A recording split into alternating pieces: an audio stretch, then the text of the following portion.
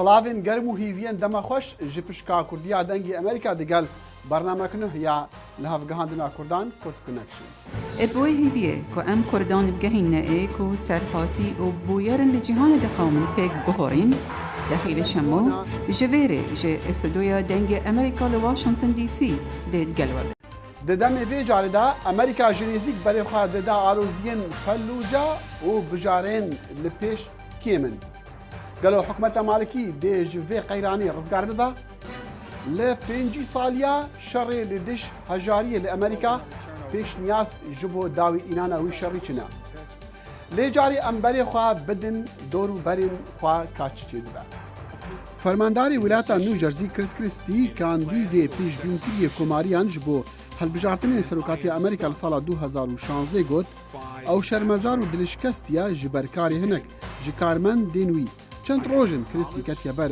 رخنهان پشتی بلاوکرنا بلگیان کو مزنا علیکارکی وی به مبست پرانی برا نیوجرسی و باجار نیویورکی گرد جبو جزاکرنا شهرداری باجار فورتلی یه دموکرات یه کوپسوانیا نو هل بجاتنا کریستی ندکر کریستی گوت او دی هر تا فورتلی هتا داخوازا لخوش بینی بکا جه شهردار و خلکی زیان گهایه جه انجامی راگرتنا هاتونو چونی لسر کرا جورج واشنطن لدست پیکا مهانه ایلونا پار نتوینه گردی دی بشتن یکم باری کرستین چکی کیمیایی سوری هاتا وگوهاسن جبو جناف برینی آجانسا چاودیریا جناف برنا چکی کیمیایی سوری دی بشتن تفي روشا نتنايا أو لهية أو بهيفيا أركي جنافرنا تشكي كيميائي حتى مها شش خزيراني بداعي بيتن يكن باري كرستين كيميائي بجاميك عدان ماركي جبندر لازقية هاتا روانكرن حتى للدر في سوريا بيتا جنافرن دادورن ألماني سربازكي بري هشتوهش صالية نها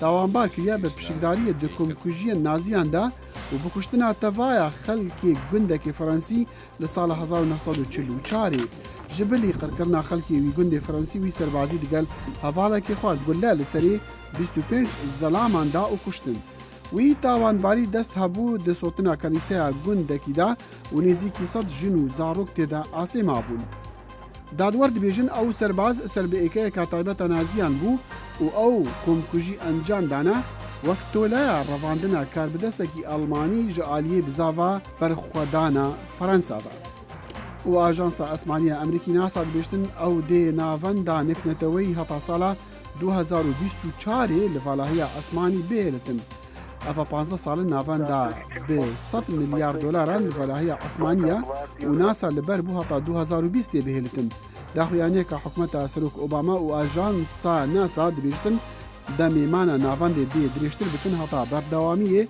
به فکولین خوین زانستی بدتن او هر وها رددن کمپانین اهلی هتا کلوپنان و اسمانگران و گوهزن ناونده سلاوین دوباره قلی تماشاوان هیجا جارکا دی ملیتان سر به القاعده العراقی سر هلدایا و دست به سر دو باجاران دگرتیا لپارزگاه انبار حکومت سرک وزیر نوری المالکی جی سوزین جنابرنا واند دا لیره لواشنطن سروکی امریکی باراک اوباما و شیردوان خواه جنیزیک چاوله پیش هاتان دکن و آلیکارین لشکری ددن هیزن عراقی لهمان دم جی رجدیه لحکومت و لریبرین عشیرت دفره دکن هفکاریه دی شری تیروری دا بکن لی شارزا باور دکن بجارین دی دست ریوبریا اوباما دا گلکی من لرومادی و لفلوجي سر بباريزغاي انبار لخورهالات عراق هيزكاني حكومت برنگاري ميليشيا اسلاميكاني سلب القاعده بونتوا البته هرشي هر راستقينش بو دسلا ديرتي ناوندي لوتي هيزكاني امريكا لعراق شونتوا لصالي 2011 ميليشيا سنه كانن اواني دسيان بسرچ ناوچيكي هر دو شاركه داگرتوا یاخیبوونی ئیستاکە پێی دەچێت بە هەمان ئەو شێوەیە بێت کە ڕوبەڕووی هێزەکانی ئەمریکا بوو بووە لە دوای داگیرکردنی عێراق لە ساڵی 2023 سەرۆک وەزیر نوری مالکیش داوای لە سەرۆکۆزەکانی ئەنبار کردووە چەکدانانی ئەلقاعیدا لە شارەکەیان دەربکەن بەڵام توندوتیژی ڕەنگە پەرە بسێنێت و تەشە نەبکات هەروەک شیکەرەوە مایکل ئۆهانلۆن لە دەستگای بڕۆکینز بۆ ئاسایشی نیشتیمانی دەڵێت ئەگەر تۆ بە شێوەیەکی درندانە کۆمەڵێک لە گەڕێکێک و بە یەک جار سەرکوت بکەیت ئەوە بە ئاسانی کۆمەڵەکانی تری هەمان بیر و بۆچوونی تایفیان هەیە بێزار و تووڕە دەکەیت واتە دوژمنی نوێ بۆ خۆت پەیدا دەکەیت تەنانەت ئەگەر لایەنگیریش نەکەیت یان خەڵکی دیکەش بکوژیت. سەرۆک ئۆباما کشانەوەی هێزەکانی ئەمریکا لە عێراق بە یەکێک لە دەستکەوتە هەرە گرنگەکانی دادەنێت هاچەندێک هەردوو وڵاتەکە شکستیان هێنا لە قایڵبوون لەسەر هێشتنەوەی ژمارەیەک لە هێزەکانی لەشکری ئەمریکا لە وڵاتە. بەڕێز ئۆباما ڕەوانەکردنی هێزی شەڕکەری بۆ وڵاتەکە بەلاوەناوە، بەڵام موشەکەکانی ئاسمانی بۆ زەمین و فڕۆکەی بێفڕۆکەوانی هەواڵگری ڕەوانە دەکات. جەی کارنی وتەبێژی سەرۆک ئۆباماش لە وەڵامدانەوەی ڕخنەنوێیەکان سەبارەت بە عێراق لەلایەن قانوندانەرانی کۆماریەوە گوتی هیچ هۆیەک نییە بۆ بیرکردنەوە لەوەی ڕەنگە هێزەکانی ئەمریکا ڕێ لە شەڕی تایەفی لە عێراق بگرن. کاتی خۆی کە 150,000 سەربازی ئەمریکایی لە عێراق هەبوون، ناکۆکی و شەڕی تایفی هەر هەبوون. بۆیە ئەو قسەیە لە جێگەی خۆیدا نییە کە دەڵێن ئەوە ڕووی نەدەدا ئەگەر بهاتایە 10,000 سەربازمان لە عێراقدا هەبوایە.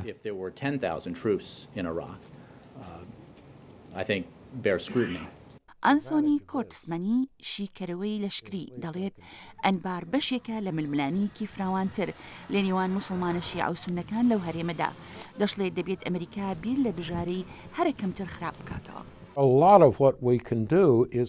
زۆر شت هەن ئێمە دەتوانین بە ئاسانی و هێمنانە بیانکەین، هەوڵ بدەین پێکهاتەکان کۆ بکەینەوە، گوشار بخێنە سەر حکوومەتی مالیکی تاکو بە یەک چاو سێری پێکهاتەکان بکات و زیاتر ڕێز لە سوننەکان بگرێت و واز لەم جۆرە کارانی پاکتاوی سیاسی بهێنێت. جێی باسە لە ساڵەکانی 2003 تا 2011 4500 سەربازی ئەمریکایی لە عێراق کوژران. ڕاپرسی گشتیش نیشانی دەدات ئەو شەڕامایی ناکۆکیەکی گەورەیە بۆ ئەمریکیەکان کە زۆربیان هێشتا پرسیار دەکەن ئایا چ دەستکەوتێکی لێکردووە.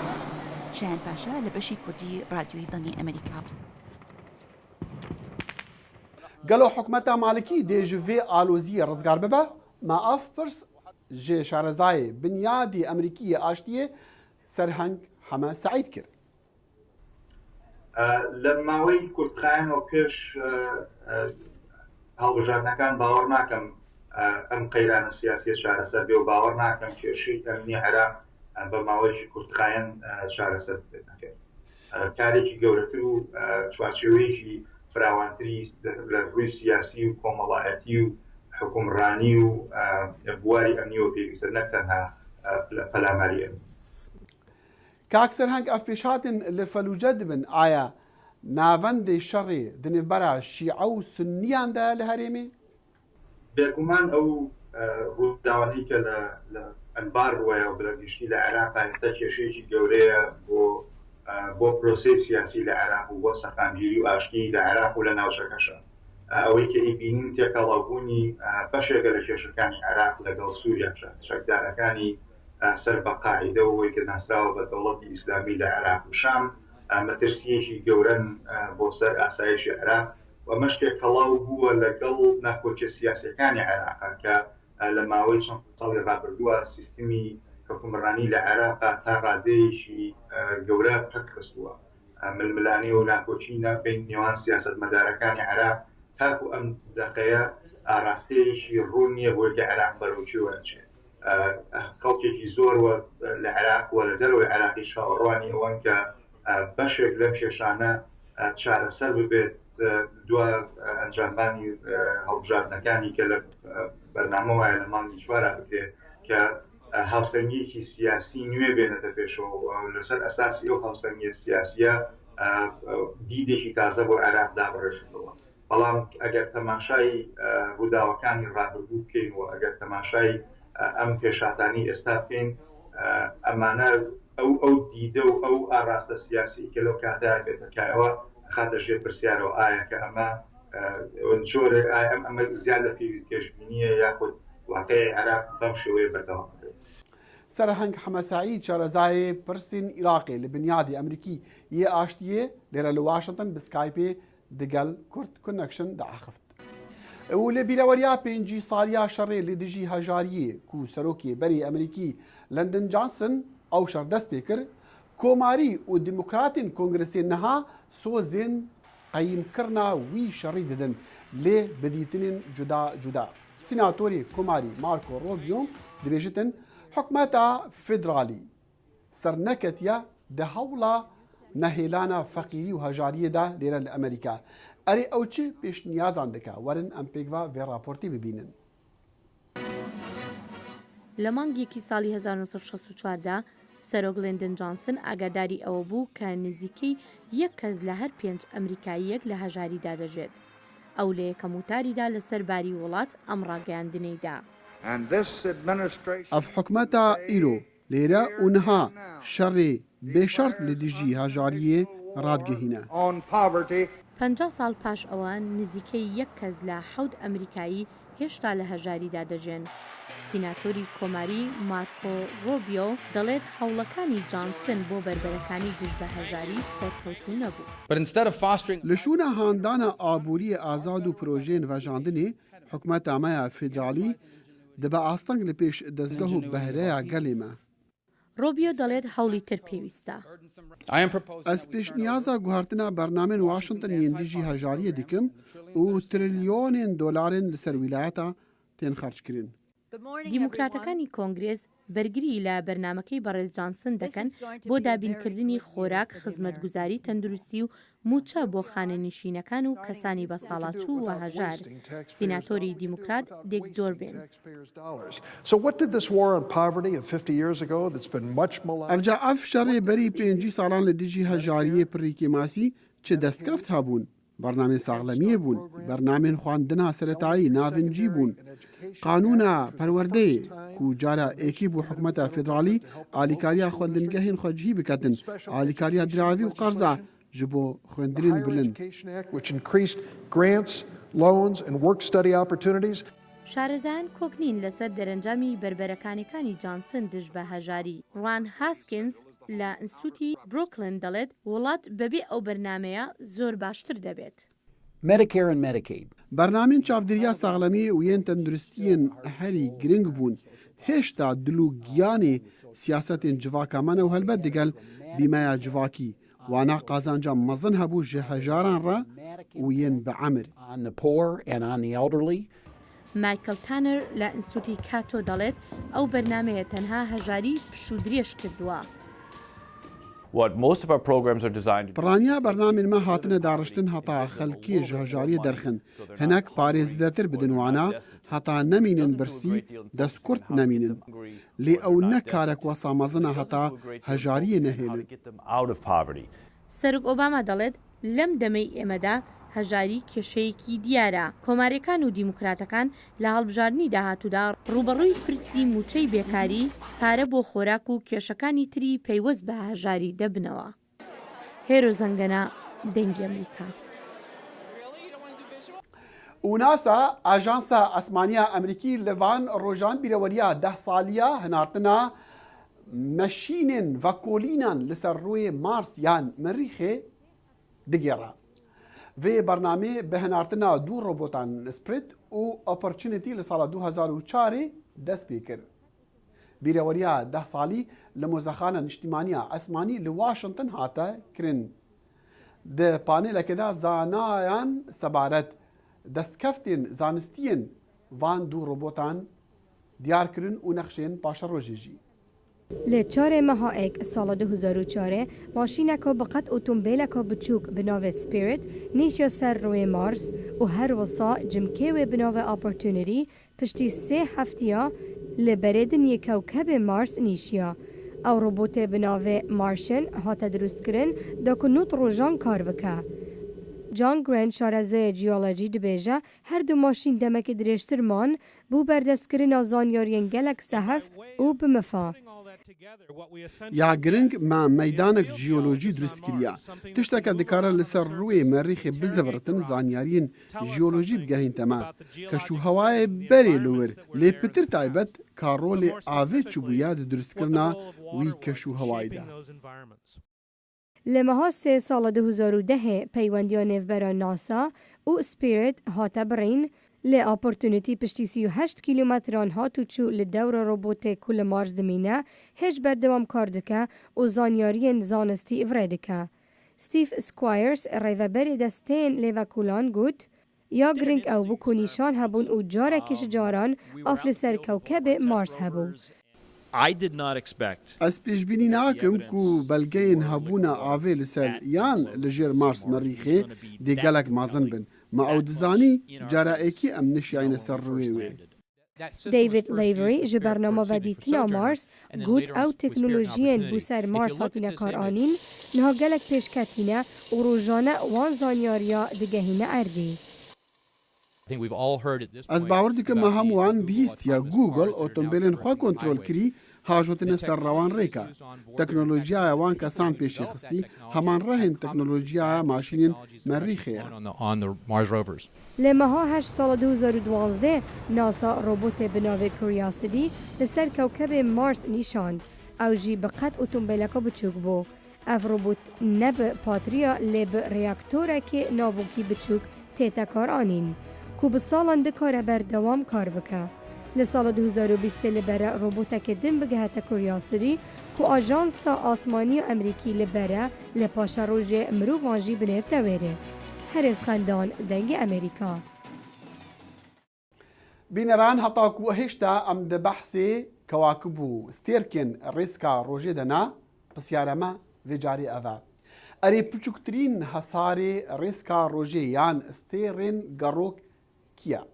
Hesarê sor ya em dibêjinê û me rapor li ser hebû ya dibêjinê Merîx bi erebî heyf yan Mercury. Mercury bi erebî dibêjinê atard. Li benda bersiva rast bin bîneran li demê seredana grûpê mûzîka Ranya li Washington me bernamek taybet digel wan hebû û li demekî jî me ji wan xwest her yek ji endamên grûpê cuda cuda parçek mûzîka Kurdî bi amîrên ew têde taybetmend ji me re bijenin. Ev ca îro em ê guh bidin Kak Ciwan Roy û Amîrê Baleban.